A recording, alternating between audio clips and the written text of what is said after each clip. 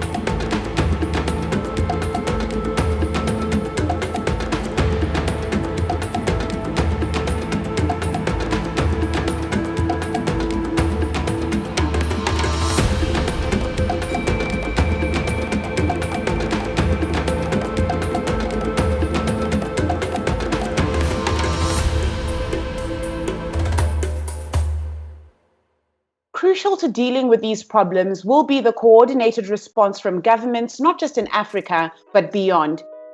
ENACT is funded under the EU's Development Cooperation Instrument as part of the Pan-African Programme. The Pan-African Programme is dedicated to fostering development and cooperation across the African continent and supporting the Africa-EU strategic partnership. The ENACT consortium partners work with African states to enhance responses to organised crime through evidence-based research, engaging with policymakers, and developing the Organised Crime Index. The Organised Crime Index is a multidimensional measure of organised crime and its impact across the continent. Now we'll hear from Mr. Sabelo Mbokazi from the African Union. Sabelo, if you can please share with us what the African Union is doing in response to human smuggling and human trafficking on the African continent. Thank you very much. The African Union has prioritized the issue of combating human trafficking and smuggling of persons. As it is, as we speak now, we've identified the North Africa as one of the active corridors where the scourge has increased, and therefore AU has established what is called AU Horn of Africa initiative. And this is an initiative to work with countries in the Horn of Africa that can then come up with policies that can combat human trafficking. Africa is establishing what is called the Continental Operations Center in Khartoum. So this will be a center that is going to collect data across the continent and share with the AU member states, who will then formulate policies that will be able to combat effectively and efficiently the scourge of human trafficking and smuggling of persons. We are developing specific policies.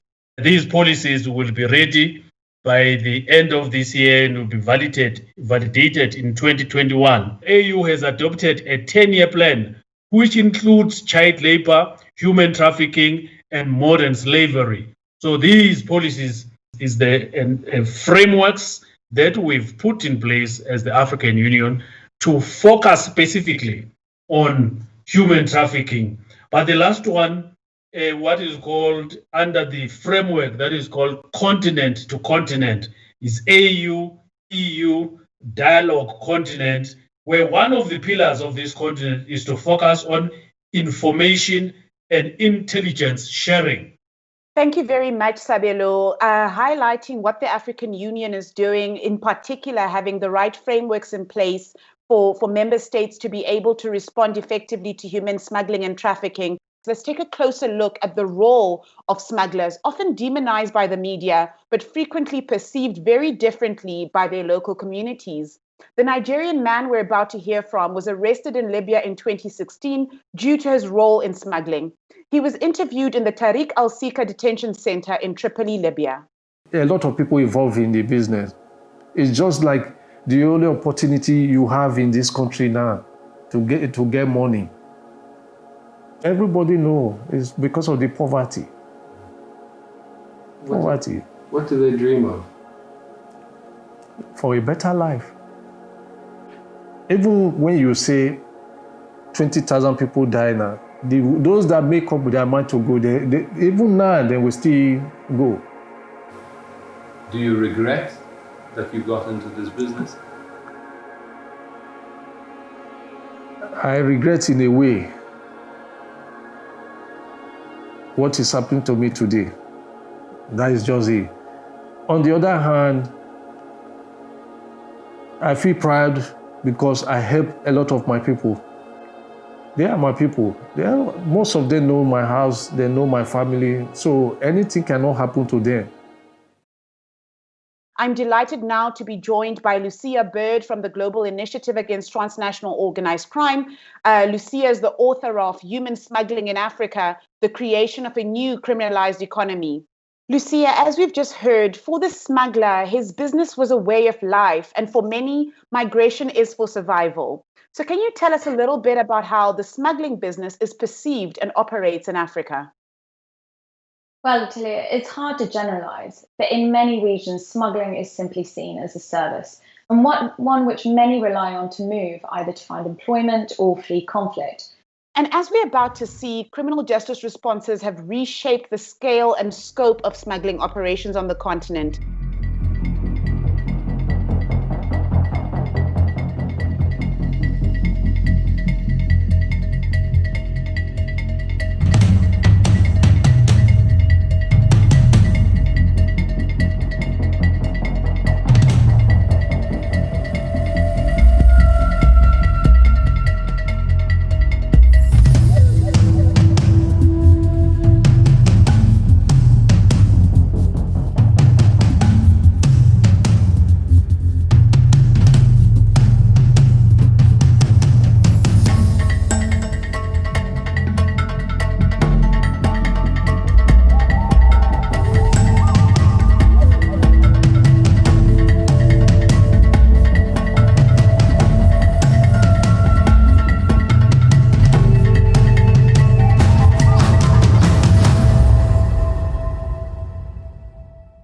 Lucia, in your research, you identified different phases of the smuggling industry. Can you talk us through them, please?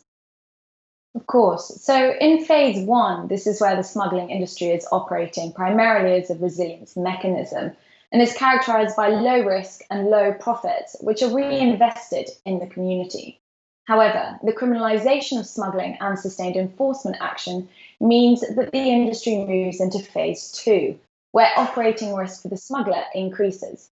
Bribe prices go up because the risk to officials is also higher, driving up prices and risks for migrants. The industry becomes more profitable and attracts organized crime.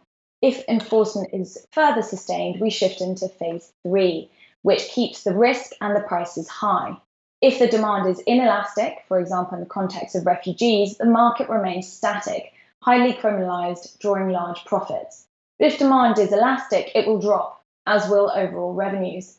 And smugglers will need to top up their revenue either from licit markets, which are often not available, or other illicit markets. And here we see diversification, for example, into drugs, such as tramadol, which we've seen occur in Niger and Libya. Or thirdly, the smugglers need to get more money from fewer migrants. And here we really see an increase in exploitation. Illustratively, in Libya, from the summer of 2018, where we saw a drop in the number of migrants being smuggled, we saw a spike in kidnap and ransom requests and in the quanta of these ransoms. So in Bani Walid, which is a key smuggling hub in northern Libya, ransoms rose from between $2,000 and $5,000 in 2015 to almost $10,000 in 2018. And here it's where we see the spike in exploitation of migrants in contexts which constitute trafficking. Do anti-smuggling laws on the African continent really distinguish between the more harmful types of smuggling from the less harmful types of smuggling? Although some states do, many don't, and this is a key concern. And it's particularly dangerous where laws apply mandatory minimum sentencing frameworks to smuggling offences.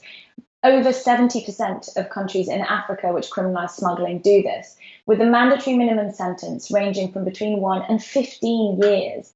But smuggling is a really complex crime, and too often the wrong people are targeted. And we see convictions of low-level smugglers or even wrongly of migrants. So it's inappropriate and harmful to have this mandatory minimum sentence. Instead, high penalties should be reserved for aggravated smuggling offences, where smugglers endanger human lives or subject migrants to inhuman or degrading treatment. I just want to emphasise that these concerning elements in smuggling laws are not limited to Africa, and the smuggling protocol has been diverged from in laws across the world. So we've heard about the risks of current responses. In a moment, we'll discuss possible changes in approach. But first, let's remind ourselves of the human stories behind the crime. Here's Medani Abraha, who, as we'll hear, was held for ransom in Bani Walid. ካብ ኤርትራ መውፅኤ ምክንያት ዘይውዳእ ውትድርና ወይ ባርነት ክበሃል ይኽእል ማለት እዩ ቤኻ ኣቲና ከዓ ብመገዲ ሰምሰርት ጌርና ከዓ ናብ ሱዳን ተጓሒዘ ማለት እዩ ኣብኡ ከዓ እናተሃረምኩን እናተሰቐቕኩን ብጥሜት ማለት እዩ ን9,000 ብኤርትራ 9,000 ናቕፋ ንክኸፍል ተገዲደ ማለት እዩ ኣብ ካርቱም ኣትየ ኣብ ካርቱም ከዓ ብዙሕ ሽግር ሰጋጠመኒ ከዓ ናብ ሊብያ ክኸይድ ተገዲደ ማለት እዩ ኣብ ሊብያ ከዓ ብዙሕ ሽግራት መሃረምቲ እናሕለፍና ከዓ ኣብ ሊብያ ኣቲና ማለት እዩ ኣብ ሊብያ ከዓ ከምኡ ተቐቢልና ብ1,600 ንከፍል ሓቢርና ከምኡ ኣብኡ ናይ ሕሙማት ናይ ዝሓመመ ሰብ ሓማም ክሸንሉ ቶሌት ማለት እዩ ንዑ እንዳፅረኻ ግዴታ ስራሕ እናሰርሐ ከዓ እዚ ሓሊፉ ከዓ ናብ በኒ ወሊድ ትበሃል ቦታ ከዓ ኣሰጋጊሮምና ማለት እዩ እሱን ዝከፈልና ማለት እዩ ኣብ በኒ ወሊድ ከዓ 3,200 ንክኸፍል ተገዲደ ማለት እዩ ንሱ ከዓ ከምኡ ማህረምቲ ጥሜት ርስሓት በቃ ንክትከፍልስ ዘገድድ ዘሰቅቐካ ነገር ባላሊ ብዙሕ ሽግር ብድሕሪ እዚ ከዓ ናብ ኢታሊ ብሓንቲ ቦጥ ወይ ብሓንቲ ጀልባ ገይሮም ኣፋን የምና ማለት እዩ ካብ ብፍራንስ ጌረ ከዓ ኣብዛ ዓዲ ኣትየ ማለት እዩ ኣብዛ ዓዲ ከዓ ዓመትን ገለ ምስ ገበርኩ ከዓ ናይ መንበሪ ፍቃድ ተዋሂቡኒ ማለት እዩ A powerful testimony there. To discuss how this has played out in Algeria and how responses can be improved, I'm delighted to welcome Raouf Farah, a senior analyst also at the Global Initiative Against Transnational Organized Crime and the author of Algeria's Migration Dilemma. Raouf, Medani was repeatedly trafficked by the smugglers he engaged. Have you seen this overlap between smuggling and trafficking in Algeria? Yes, of course, even though the levels of overlapping between human trafficking and human smuggling in Algeria are not at all at the same level as in Libya. In Algeria, when I did field work last year, I interviewed myself several women who were victims of human traffickers. They were subject to debt bondages, forced labor, but also forced begging and forced prostitution. These women were trafficked through networks which starts from the south of Niger, from the region of Zindan, up to the south of Algeria in the region of Tamanrasset. This is a growing activity in Central Sahara. Lucia, COVID is changing dynamics and increasing harm for migrants and refugees across the world. Does it also create a space for doing things differently then? It does give us that opportunity. And it's key to recognise that indiscriminate criminal justice counter-smuggling approaches can be counterproductive. It's key to recognise the benefits of migration to economies and build policies to meet the needs of the labour market, enhancing avenues for legal movement within Africa and beyond, including on short-term cyclical structures. It's also important we apply a harm reduction approach and prioritise the protection of migrants. Raouf, reflecting on what Lucia has just said, what in your view would improve responses and make them more effective? Without offering better socioeconomic conditions and opportunities for communities, there will be no effective actions. The other thing that is important, I think, is to basically develop a sort of pilot project which allows categories of migrants who are interested into moving to rich, maybe North African countries and obtain regular permanent residence and regular authorizations to establish, find opportunities, find economic jobs, and move freely, basically, between in the area. Thank you very much, Raouf. Lucia, how can the criminal justice response be used better, and how can it fit in to this broader effort towards a socio-economic approach that is underpinned by political will? Well, firstly, from a legal perspective, it's important to shape laws so they can be effectively be used as part of the response, which, among other things, means including aggravated offences, avoiding including smuggling offences in trafficking laws, something which is common across Africa, as it confuses the two crimes, and ensuring that laws protect migrants from prosecution for using smugglers' services in line with the smuggling protocol. From a law enforcement perspective, we should focus on networks affecting the most harm and on the quality, not the quantity, of arrests. We're already seeing a surge in irregular migration after COVID in some areas. Now, in the past, we have seen that waves of irregular migration have triggered spiralling fatalities. So to avoid that happening again, we need to shift our response frameworks. There's no perfect solution, but we can do better. Thank you very much, Lucia. There's a number of other emerging innovative solutions, perhaps, towards dealing with human smuggling and human trafficking. In a moment, I'll speak with Jean-Patrick Broom from Interpol on mobile money specifically. But first, before we go into that, it will be useful to have a factual analysis of the explosion of mobile money across Africa that over the last decade has brought significant benefits, banking many of the previously unbanked, but at the same time, its rise has had some undesired consequences.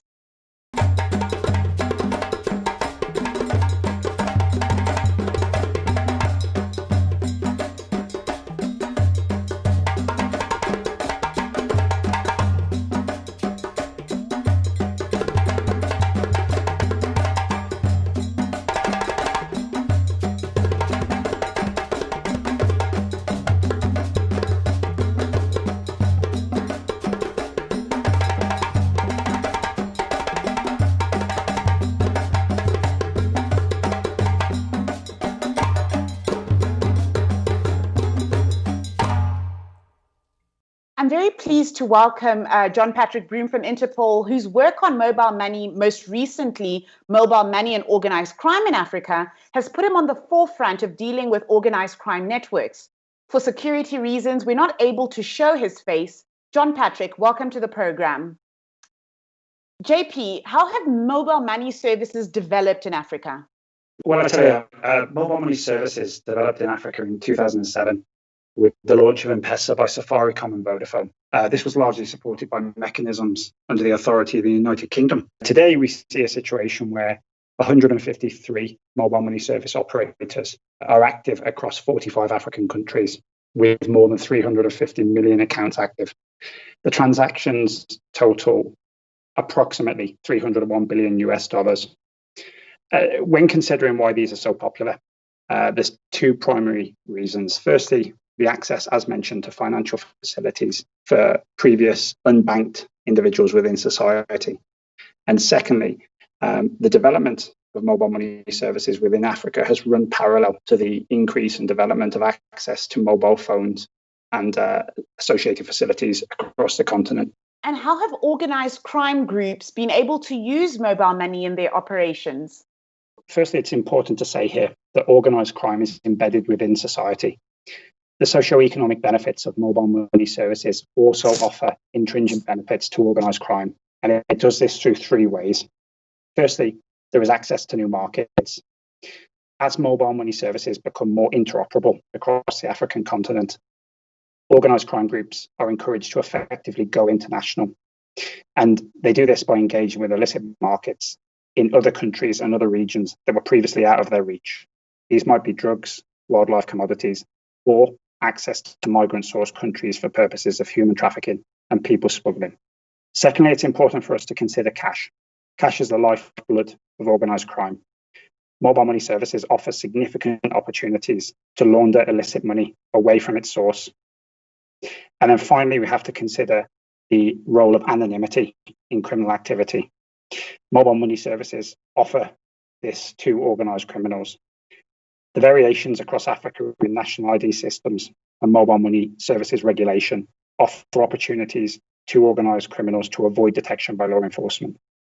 The use of fake identifications is common and enables criminals to act in the confidence that they cannot be traced. Having identified the ways through which organized crime groups are able to use mobile money and effectively manipulate telecommunications that are intended for good, can you go in a little bit more detail on what challenges mobile money poses to law enforcement investigations into smuggling and trafficking networks? Firstly, we've spoken a little of the challenge of anonymity and the difficulties in identifying suspects. But in addition to this, there's technical developments within this rapidly changing industry that offer challenges. Law enforcement faces the need to maintain technical expertise in order to identify evidence and enable the criminal justice process. And finally, we see a combination of increasing interoperability across the continent in the mobile money services industry and complex logistical chains employed by organised crime groups involved in human trafficking and people smuggling. Combined, this makes demands of law enforcement in relation to multi-jurisdictional investigations and requests for international support, which add a degree of complexity to otherwise already complex investigations. We'll be talking to John Patrick again in a moment to look at how mobile money can offer new opportunities for investigating human smuggling and human trafficking. Now, don't forget, would love for you to take part in this conversation on social media using the hashtag UNTALK20. Now, it's time to take a look at human trafficking in Africa, where people are coerced or deceived for the purposes of exploitation. We'll be discussing the circumstances that have fueled growth in trafficking markets in a moment.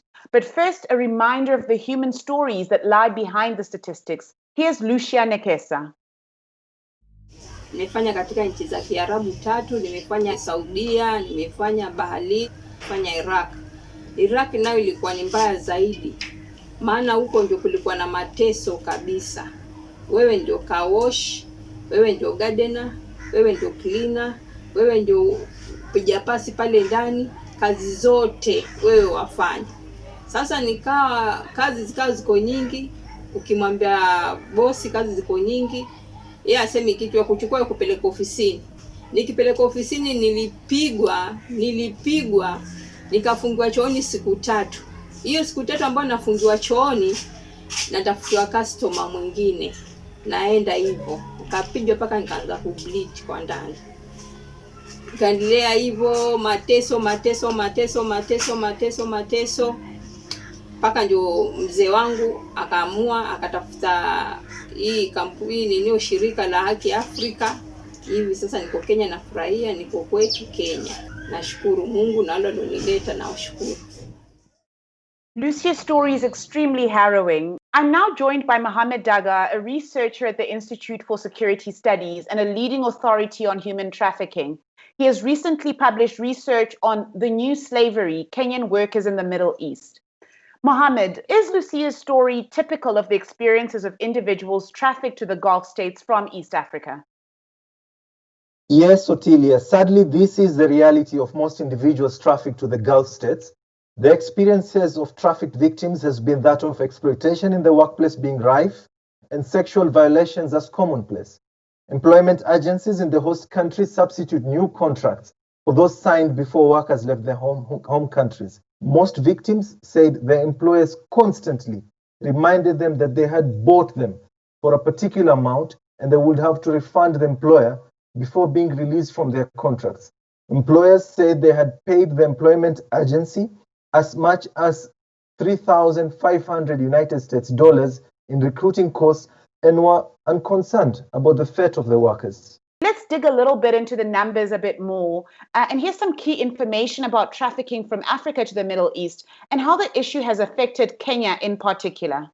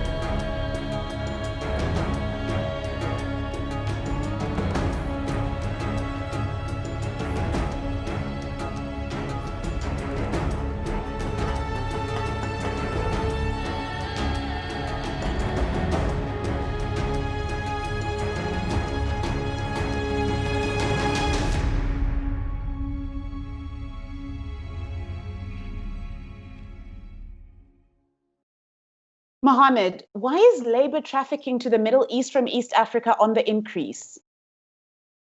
Labor trafficking is increasing as traffickers are able to operate because of two gaps.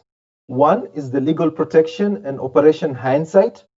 And second is the socioeconomic challenges Kenyans face that make them vulnerable to trafficking networks. In fact, Otilia, despite legislation criminalizing human trafficking and new regulations on labor migration, regional trafficking markets headquartered in Kenya remain active and actually expanding. These trafficking markets are driven by well-connected security, business, and political elites with links to the continental and international trafficking economy. Therefore, a very robust regulatory framework is needed, and stakeholders need to make some interventions to implement reforms in this industry and make it trafficking-proof.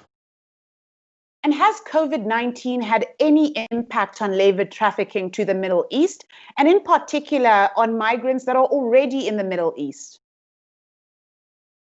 The coronavirus has had a negative impact to the migrants who were already there. Some of these migrants have either been laid off or told to take unpaid leave by their employers for being carriers of the deadly virus. The Kenyan government has responded of being overstretched with the COVID-19 reality and stranded workers not only in the Middle East, but all over the world. For example, the Foreign Affairs Ministry here in Kenya has pointed out that they are uniquely challenged by distress calls from Kenyans in the diaspora who are in over 140 countries. But the Kenyan embassies are only in 54 of these countries. The ministry further points out that their staff are overwhelmed, as every case right now, from students to workers to vacationists, is now an emergency. Thank you very much, Mohammed. You can find Mohammed's research as well as Lucia and John Patrick and Raouf's on the ENACT and Global Initiative websites. We're now going to move on to looking at some of the ways to address this issue. I'm very pleased to welcome Mwalimu Maguzo, who is the chairperson of the Kenya Association of Private Employment Agencies, KAPEA. Mwalimu, welcome. Have you seen any changes in Kenya's labor exportation in the last 5 years? Yes, Otilia, there is a lot and tremendous changes in the Kenya labor exportation, starting with establishment of National Employment Authority through an Act of Parliament on 2016 and launched last year, 2019. Secondly, there is positive foreign employment policies, which at now is on the draft stage. There is another labor immigration policy, is still on progress right now.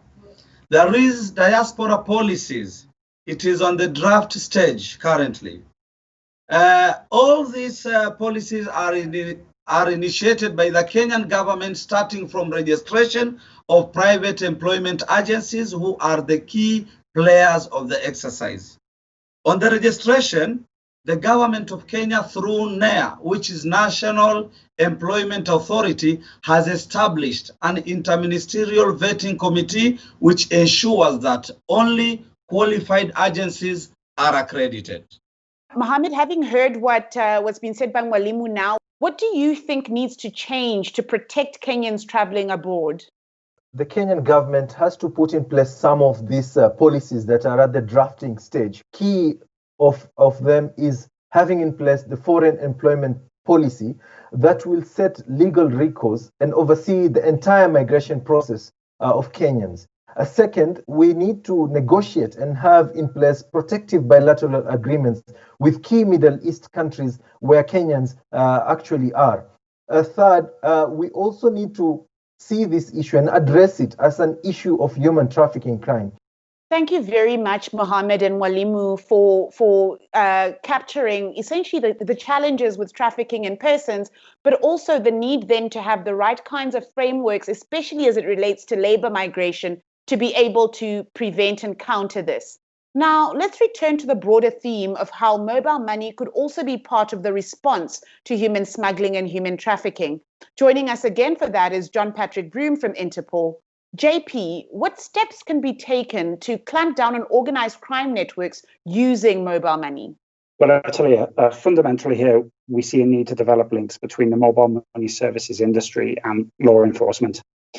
This would in turn ensure technical expertise exists in law enforcement, as well as helping industry better understand criminal methodologies. This latter point can in turn help develop industry practices and close what are effectively loopholes to organised crime. And what opportunities does mobile money actually provide for responding to organised crime? Okay, so as we see the development of interoperability between different mobile money service operators across Africa, we also see an opportunity for law enforcement. We have the possibility to harmonise regulations and best practices to inform law enforcement and to remove organised crime's ability, for example, to exploit the vulnerable across Africa. Thank you very much, JP, and a special thanks to all our guests for taking part in this important discussion. And of course, to you, our audience watching around the world, there's so much more that you can find on human smuggling and human trafficking, as well as Africa's response generally to organised crime on the ENACT website. Again, thank you very much for watching, and goodbye. We've heard about the challenges posed by human smuggling and human trafficking, and how mobile money is used by criminal networks but could also be leveraged in investigations. ENACT is researching the dynamics of these illicit markets, together with many more, ranging from arms trafficking to maritime crime, empowering states to implement evidence-based responses. All publications are available on the ENACT website.